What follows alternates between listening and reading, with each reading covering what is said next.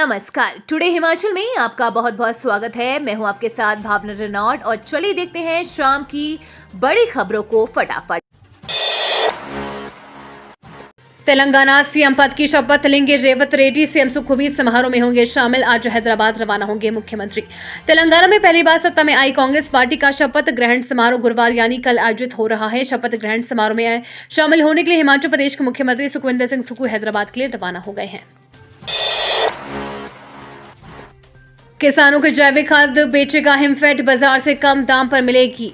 हिमाचल में खेतों को रसायन मुक्त बनाने के लिए सरकार ने पहल शुरू कर दी है। हिमफेड के माध्यम से सरकार किसानों को जैविक खाद उपलब्ध करवाएगी। सूबे में हिमफेड के केंद्रों में खाद पहुंच गई है। किसानों को खाद बाजार से काफी कम दाम पर मिलेगी। फसल में कितनी मात्रा में खाद डाली जानी है, इसके क्या फायदे रहेंगे, इसके बारे में जागरूक करने के लिए हिमफेड शिविर भी आयोजित करेगा। हरियाणा की एक निजी कंपनी की ओर से तैयार खाद के अगर सही परिणाम सामने आए तो भविष्य में इसका व्यापक तौर पर इस्तेमाल किया जा सकेगा।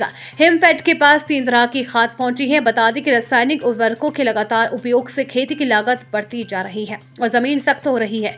भूमि में पानी सोखने की क्षमता घट रही है।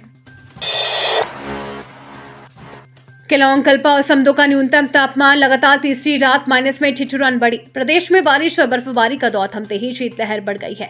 केलांग कल्पा और समदो का न्यूनतम तापमान लगातार तीसरी रात माइनस में दर्ज किया गया है। इन क्षेत्रों में अब रात के समय सड़कों पर कोहरा पड़ने लगा है। फिसलन बढ़ने से वाहनों की आवाजाही भी प्रभावित हो रही है।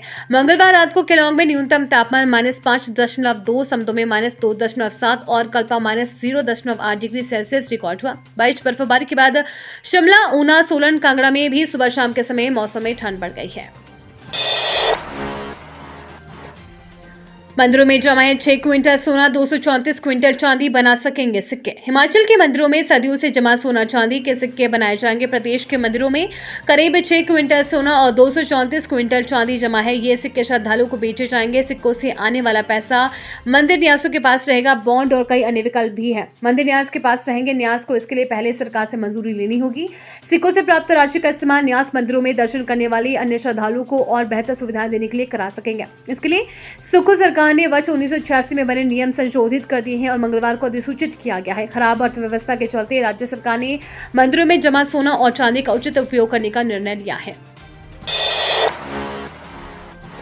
सुभाष की गिरफ्तारी का वारंट जारी। दुबई में छिपा है आरोपी। क्रिप्टो करेंसी में निवेश का झांसा देकर हिमाचल में करीब 2500 करोड़ रुपए की ठगी के मामले में मुख्य आरोपी सुभाष की गिरफ्तारी का वारंट जारी हो गया है। सुभाष गिरफ्तारी के डर से दुबई में छिपा हुआ है। वारंट जारी होने के बाद अब पुलिस उसे शीघ्र भारत लाएगी। इसी मामले में 16 अन्य आरोपियों के खिलाफ चार्जशीट भी एसआईटी ने तैयार कर ली है। विधि विभाग चार्जशीट का अवलोकन कर रहा है। 2 हफ्ते के भीतर एसआईटी कोर्ट में चालान पेश करेगी। पहले 3 मुख्य आरोपियों सुखदेव सिंह, हेमराज और अभिषेक के खिलाफ शिमला जिला सत्र न्यायालय में चालान पेश किया जा चुका है। अब तक 19 आरोपी पकड़े जा चुके हैं। इनमें आधा दर्जन पुलिस कर्मी हैं।